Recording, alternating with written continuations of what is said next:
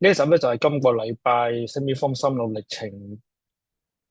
嘅2025年12月23號一集啦。咁首先祝大家聖誕快樂先。咁今一集咧就會講下啱啱今個禮拜睇咗一篇嘅文章，就係講 Debian's Git Transitions 啦。咁同埋咧就會分享翻Open Source Hong Kong 開完香港，今年佢哋都有一個嘅review 嘅。你有冇試過屋企部智能電視想加新 Apps 新功能加唔到呢？部嘢過咗保養期之後，入邊嘅 Apps 又突然間用唔到呢？你又有冇試過屋企嘅智能家居產品想加新嘅 Apps 新功能加唔到呢？過咗保養期之後，部分嘅功能用唔到，智能家居又變咗智能垃圾呢？你諗下，你擁有呢一件嘅智能產品，但係你又冇權冇自由去改佢入邊嘅軟件，咁係咪公平呢？今日如果你支持開放源碼 open source，可以睇到入邊嘅原始碼 source code 去了解個程式點樣去運作，又俾你去改到 source code 去改個 Apps 改個軟件，而且大家仲可以互相去分享呢一啲 open source 咗嘅 Apps 同軟件。你改咗乜，人哋又可以用得到喎；人哋改咗乜，你又可以拎嚟用喎。呢個就係 open source 帶俾大家所有人嘅自由同埋權利啦。咁就有機會去改變未來，唔需要單靠專權嘅廠商，大家有公平同自由去改變你嘅電視機、智能家居同埋數碼嘅生活。而家已經有部分嘅手機軟件係 open source，例如 Android 手機入邊嘅 OS kernel 咧就係建基於 Linux 嘅。Linux 就係其中一個國際知名而又成功嘅 open source 嘅軟件。今時今日 open source 出嚟嘅軟件計劃同埋科技咧數以億計，由電腦嘅軟件啦，到開放嘅數據啊、智能咖啡機啊、AI 嘅 LLM model 啊，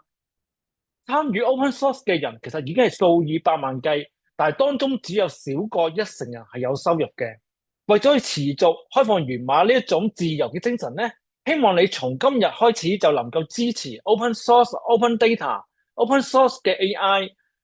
無論你喺網上面留言支持下都好啊，或者你幫手去分享俾你嘅朋友啊，等多啲人去支持，甚至乎係進一步去課金同埋捐款俾你哋所支持嘅 open source，同埋長期投入 open source 嘅朋友。當初為咗支持 open source 運動，20年前我就投入參與 open source 嘅社群，近年我就開咗呢一條嘅 YouTube channel，希望你可以 comment、like 同 share。亦都可以課金去支持營運，令到我持續投入自由開放嘅開源運動。今個禮拜咧就睇咗一篇嘅 blog 咧，就係由Ian Jackson 去寫嘅一篇叫做 Debian's Git Transitions 嘅。咁 Ian Jackson 係邊位咧？佢係一位 Debian 嘅開發者啦，同埋 dgit 同埋 git hyphen deb rebase 嘅作者嚟嘅。咁其實最主要嘅內容咧就講咗，喺 Debian 嘅 project 咧就進行緊一項好大型嘅轉型啦，咁啊全面轉用 Git 作為一個 source code management 嘅唯一嘅標準方式嘅。咁目的咧就係令到所有對 Debian source code 嘅動作啦，例如去睇 Debian package 嘅 source code 啊，修改 Debian 嘅 source code 同埋redistribute Debian 嘅 source code 咧都係透過 Git 嚟去進行嘅，就將咧 Git 啊視為一個正式嘅源碼嘅格式啦，同埋就喺甚至乎想喺正式發行版即係一個 Debian release 入邊啦，去重新去發布上游 upstream 嘅 Git 嘅history 嘅歷史記錄嘅，即係到底呢個嘅 software package 到底佢嘅 upstream 嗰個啲乜咧？咁其實都會係放埋喺佢哋嗰個嘅 Git repository 裏邊嘅。咁逐步咧就淘汰舊式嘅 Debian source package DSC 嘅。咁佢最主要嘅論點咧就係就係第一樣咧就係要實現 Debian source package 啦，同埋 Git 之間嘅雙向啦，同埋冇 data loss 嘅轉換嘅。咁用呢個 Git 嚟作為一個嘅基圍啦。咁同埋優先採用一個 patch apply 嘅 Git 嘅 branch 嘅。咁即係咩意思？即係咧係會用一個咧優先採用一個咧就係已經落咗 patch 嘅 Git 嘅 branch 啦。咁會令到呢種格式更加容易去睇啦，同埋即係符合咗外界用 Git 嘅習慣啦。咁避免個 Debian 個 maintenance 咧去意外去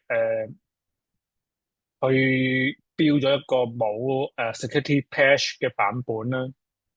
咁同埋將誒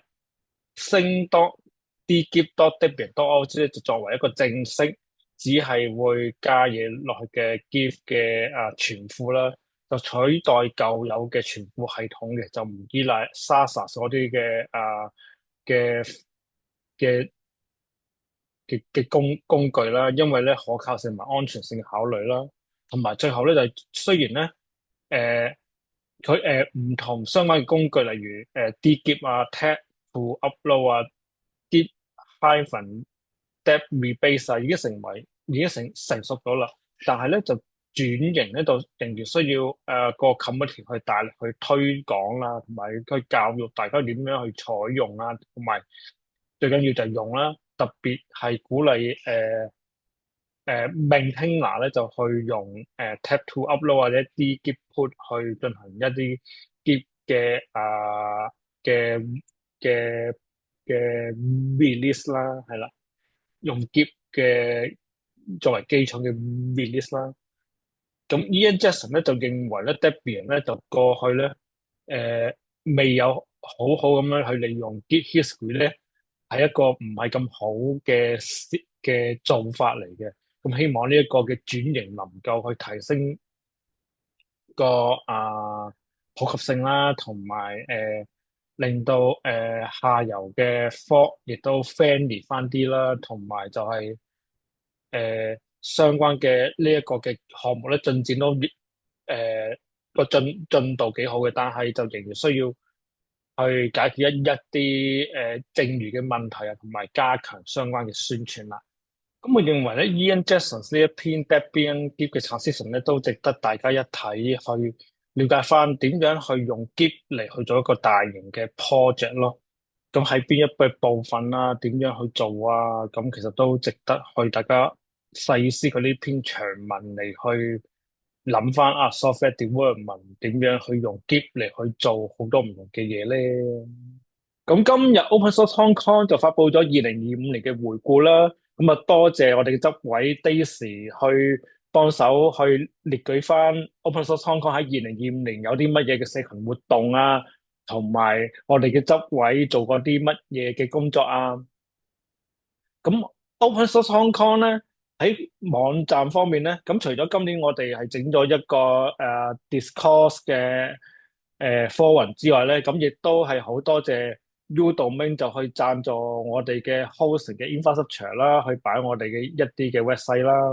咁今年我哋亦都搞咗12次嘅 meetups 啦，咁有部分咧就同 Hong Kong Python User Group 去合作嘅，咁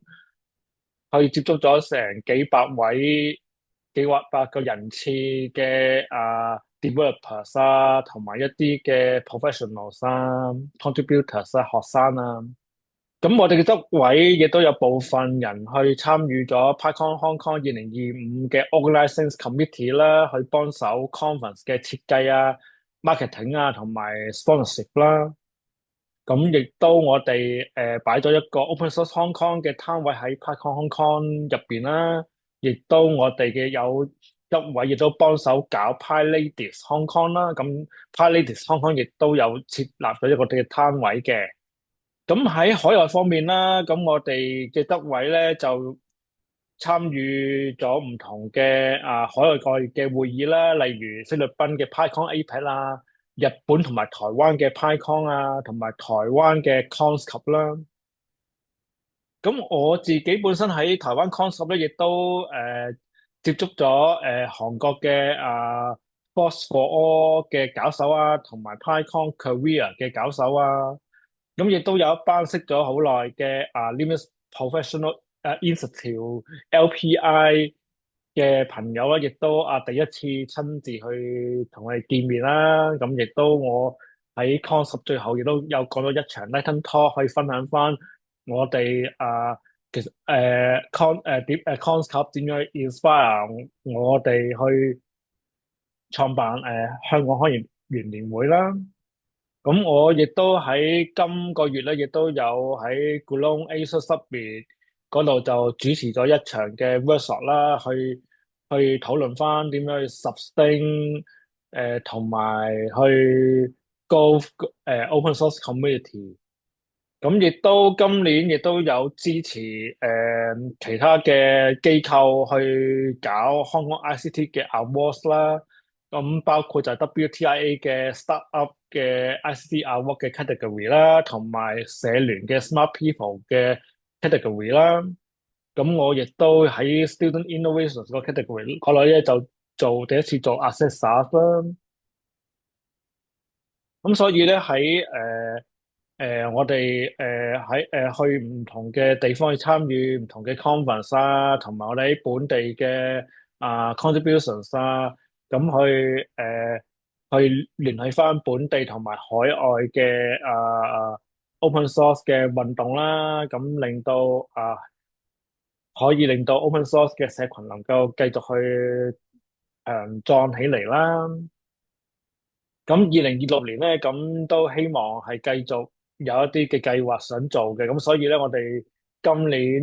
年尾嘅時候咧，就已經開始緊去持續去招攬一啲嘅義工去幫 Open Source Hong Kong 嘅手啦。咁如果你有興趣去幫手 Open Source Hong Kong 嘅活動嘅話咧，咁歡迎你去填個表去聯絡我哋啦。呢一集生活歷程去到呢一度啦，咁下集再見啦，祝大家聖誕快樂，拜拜。